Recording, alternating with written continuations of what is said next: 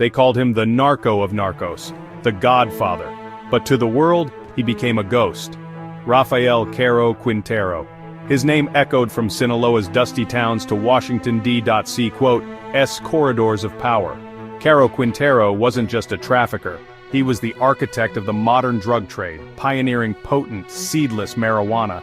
He built an empire stretching from the Sierra Madre to American cities, ruling with cash, violence, and a network of loyalists.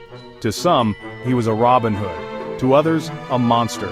Born poor in Badiraguado, Sinaloa, he learned to turn the land's riches into power. His innovation, Sinsemilla, transformed the market, making him a kingpin. He paid off police, judges, politicians, building a parallel state with its own rules. The Mexican government looked away, as long as the money flowed and violence stayed contained. But Caro Quintero's ambition would soon bring him into direct conflict with the United States, and then one day, he simply vanished. The Guadalajara cartel wasn't just a gang, it was a super cartel founded by Miguel Angel Felix Gallardo, Ernesto Fonseca Carrillo, and Rafael Caro Quintero. They united in the late 1970s, pooling resources and connections. Guadalajara became their headquarters, giving them legitimacy and access to power. Caro Quintero masterminded massive plantations, like Rancho Bufalo, producing tons of high-grade marijuana. The cartel's wealth and influence soared, protected by corrupt officials. Felix Gallardo brokered deals with Colombian cartels.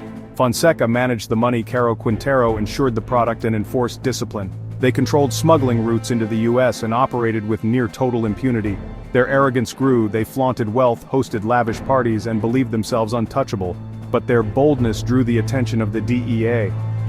American agents moved in determined to dismantle the cartel from within. The stage was set for a violent showdown. The cartel's golden era was about to end. Enrique Kiki Camarena, a former Marine turned DEA agent, was relentless in his pursuit of the cartel.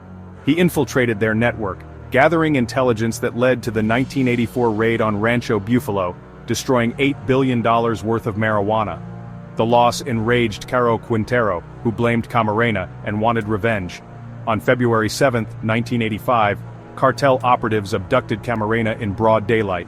He was taken to a cartel safehouse, tortured for over 30 hours and murdered. The killing of a U.S. agent on foreign soil was an act of war.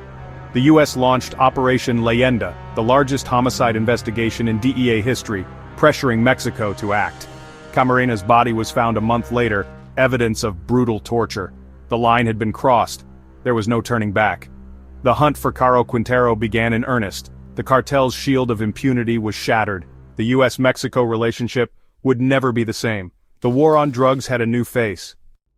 The murder of Camarena forced Mexico's hand cartel leaders became the world's most wanted fugitives.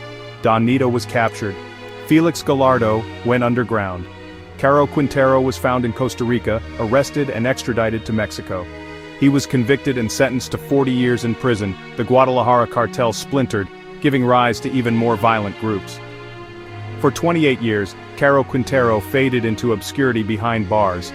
Then, in 2013, a Mexican court unexpectedly ordered his release on a legal technicality. He walked free in the dead of night and vanished. His release shocked law enforcement in both countries. The ghost of Sinaloa was loose again. The wound of Camarena's murder was reopened. Caro Quintero's release outraged the U.S. and reignited the manhunt. Mexico's Supreme Court issued a new warrant, but he had already disappeared into Sinaloa's mountains. The DEA placed a $20 million bounty on his head, the highest ever for a drug trafficker. Caro Quintero became a legend, giving interviews from hiding, denying involvement in Camarena's murder. Law enforcement saw him as a symbol of impunity and a continuing threat. The hunt was personal for the DEA, a quest for justice. In July 2022, Mexican Marines aided by a search dog finally captured him in Sinaloa.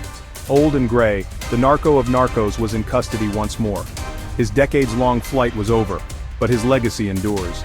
The story of Rafael Caro Quintero is a chilling lesson in the cycles of power and violence in the drug war.